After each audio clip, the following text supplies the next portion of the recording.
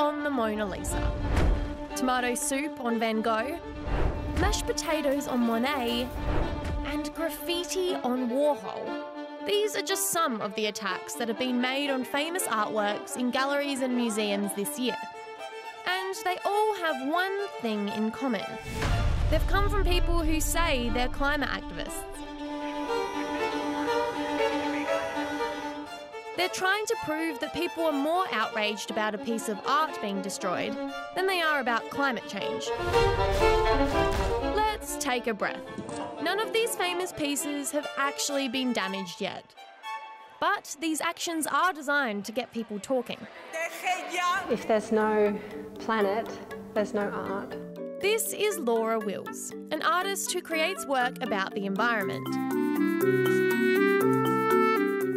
I'm interested in how people connect to nature, and some of the themes that I've explored in my work are about food and where it comes from, and how far it travels and how it should be accessible for everyone, or plants and threatened plants, animals.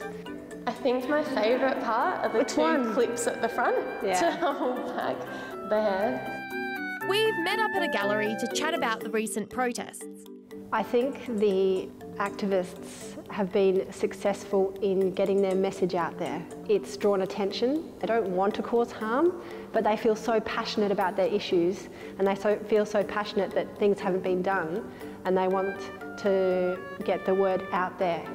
And also maybe they're trying to get attention to people that have a lot of money, and which is the small minority at the top, and then there's people in other places who don't have food or don't have heating, or it's very unfair. It's activism and art intertwined, really. It's using the value and the prestige that art holds to share a message. If your art was up somewhere and someone decided to make a similar point and vandalise your art, how would that make you feel? Well, I would hope that if the point was about climate change, that I would be working with them to make the same point, and I feel like we would collaborate. I'm really grateful that people have a lot of courage to do what they do. I think I take that back. I think these are my favourite. Institutions are in a difficult position because their job is to protect these artworks, but also the people that work at these institutions are also worried about climate change. They're caught in a very difficult place, and it's hard because as soon as they say, listen, we condemn these actions, then people will say, well, what's the matter with you? Don't you care about climate change? And it becomes unproductive. This is Peter Drew. Now these are your works? Yes. Can you tell me a little bit about them and when you put them up? Well, I put these up a few weeks ago, and these are photographs from the National Archive of Australia. They were excluded from being part of Australia, and my posters are a way of saying they should be a part of Australia. So my posters are about politics, but really they're about what it means to belong and belong in Australia. And the way I try to go about that is by questioning the audience, well, what do you think it means to belong? And that way, I hope that I show that I respect their opinion enough, rather than just bashing them over the head with what I think they should think.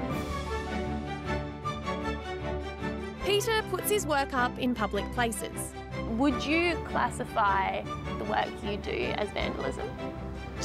I guess technically it is. What I do is mostly illegal. Illegal. But I try very hard to find places like this where I think that they will be appreciated.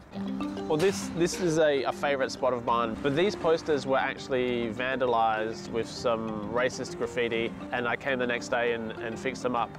I think it's very good to be passionate about making the world a better place, but what those activists are doing is really bullying, because they're picking on the most vulnerable thing there is. Art is vulnerable. It's a miracle that these works have made their way through the dangers of history, and to pick on them, I think that it shows a real lack of courage when you could be picking on things that are actually causing these problems.